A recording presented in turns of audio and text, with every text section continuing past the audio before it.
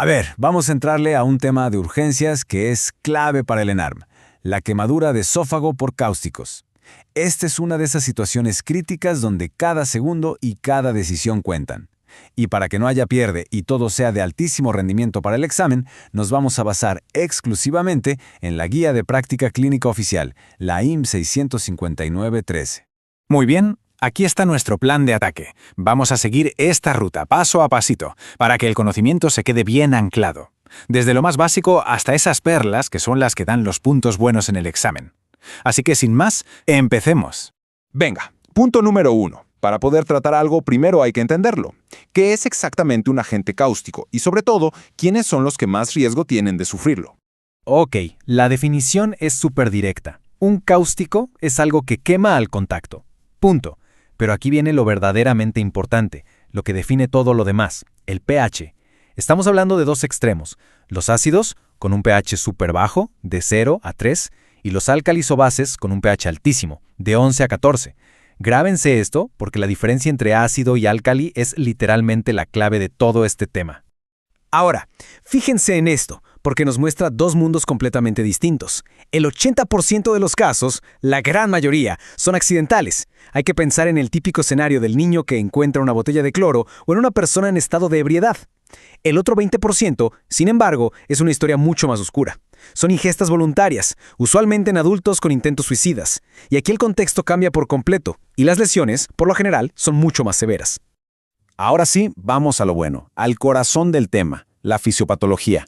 Miren, si hay un concepto que se tienen que llevar de esta revisión, es este. Entender cómo quema un ácido y cómo quema un álcali es fundamental.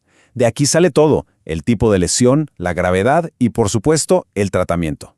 Y esta tabla es oro molido. Fíjense, los ácidos provocan necrosis coagulativa. Es como si cocinaran las proteínas del tejido y formaran una costra, una escaradura. Irónicamente, esta costra funciona como un escudo que limita que el ácido siga penetrando. Por eso, el daño principal de los ácidos suele ser en el estómago. En cambio, los álcalis son otra cosa.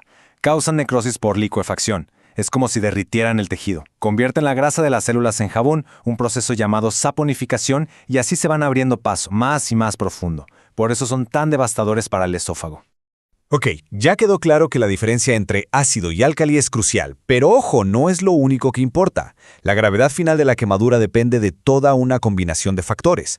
Piensen en la concentración, la cantidad que se ingirió, si era líquido o sólido, porque los sólidos tienden a pegarse al esófago, el tiempo que estuvo en contacto y hasta si el estómago tenía comida, que podría ayudar a diluir un poco el agente. Muy bien, ya entendimos el qué y el por qué. Ahora vamos al cómo. ¿Cómo se presenta un paciente con esto en urgencias y cómo llegamos a un diagnóstico correcto y rápido? El cuadro clínico es bastante evidente, la verdad. Hay dolor en la boca y garganta, muchísima salivación, o sea, cialorrea, dificultad y dolor al tragar. Todo eso es esperable. También el dolor en el pecho o en la boca del estómago. Pero mucho ojo con los últimos dos. Si el paciente empieza con disfonía, o sea, se le va la voz, o con disnea, que es falta de aire, esos son focos rojos. Son datos de alarma que nos gritan que la vía aérea está en peligro y es una emergencia máxima. Y aquí va una de las perlas más importantes para el examen. Es la trampa clásica. Pensar que si la boca se ve bien, el esófago también está bien. Error garrafal. Una persona puede tragar un líquido cáustico tan rápido que casi no deja marca en la boca, pero por dentro el esófago puede estar destrozado. Así que recuérdenlo siempre, la clínica oral no predice el daño interno.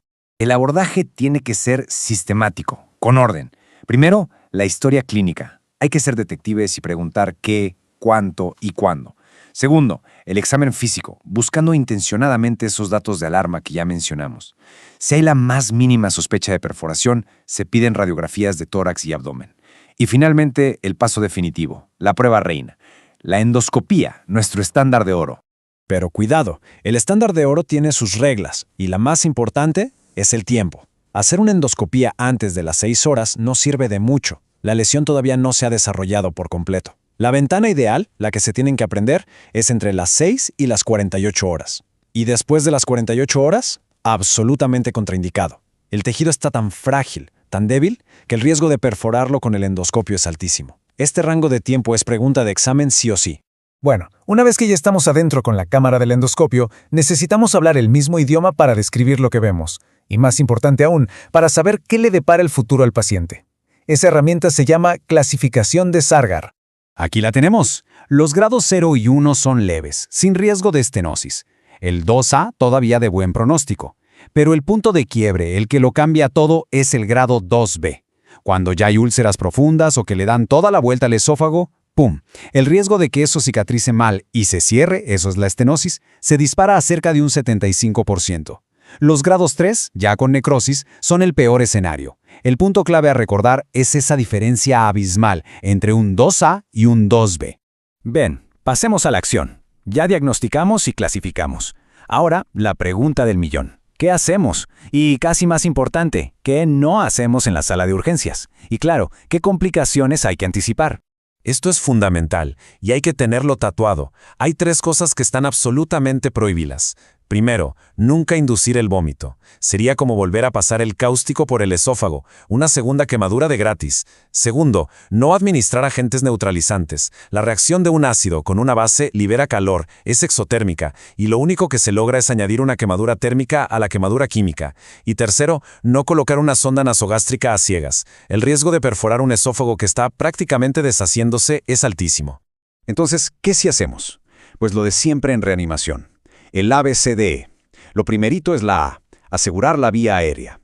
Luego, el soporte hemodinámico con líquidos intravenosos. Al paciente se le deja en ayuno absoluto. Se maneja el dolor con buena analgesia y se inician protectores de la mucosa como los IVP. ¿Y los antibióticos qué onda con ellos? Ojo, no son profilácticos. Se reservan solo para cuando hay una perforación o una infección confirmada. Las complicaciones se dividen en las de ahorita y las de después. Las agudas son una pesadilla, perforación, infección del mediastino, una hemorragia masiva. Y a largo plazo, la secuela número 1 es la estenosis esofágica, que el esófago se cierre. Y un punto que no se debe olvidar nunca es que una quemadura grave aumenta muchísimo el riesgo de desarrollar cáncer de esófago años después. Y para cerrar con broche de oro, vamos a consolidar todo. Un repaso súper rápido, enfocado en esos puntos que nos dan la respuesta correcta y en los errores en los que todo el mundo cae. Primera perla. Para que se quede grabada a fuego, la endoscopía es el estándar de oro. No solo nos dice si hay quemadura, sino que nos dice qué tan grave es usando Sargar, o sea, nos da el pronóstico. Y su ventana de tiempo, de 6 a 48 horas, es un dato que hay que dominar. El error más común, tanto en la vida real como en el examen, confiarse de la exploración de la boca. Si la historia clínica dice ingesta de cáustico, se debe asumir que hay una lesión grave hasta que la endoscopía demuestre lo contrario. No importa si la boca se ve impecable. Segunda perla. Dentro de la clasificación de Sargar, la línea que divide lo leve de lo grave es el grado 2B. A partir de ahí, el riesgo de estenosis se va a las nubes y el pronóstico se complica muchísimo. Ese es el punto de corte que hay que recordar. Y el segundo gran error en el manejo inicial, jugar al pequeño químico en urgencias. La tentación de usar un antídoto es grande, pero no existe. Dar un ácido para contrarrestar un álcali, o al revés, es peligrosísimo. La reacción química genera calor y lo único que se logra es añadir una quemadura térmica a la que ya existía. Y para cerrar, les dejo esta pregunta para que se la lleven de tarea. Conecta la lesión aguda, el pronóstico con Sargar y las consecuencias a muy largo plazo. Investigar la respuesta les va a ayudar a entender por qué el seguimiento de estos pacientes es para toda la vida. Con esto, terminamos este análisis de alto rendimiento.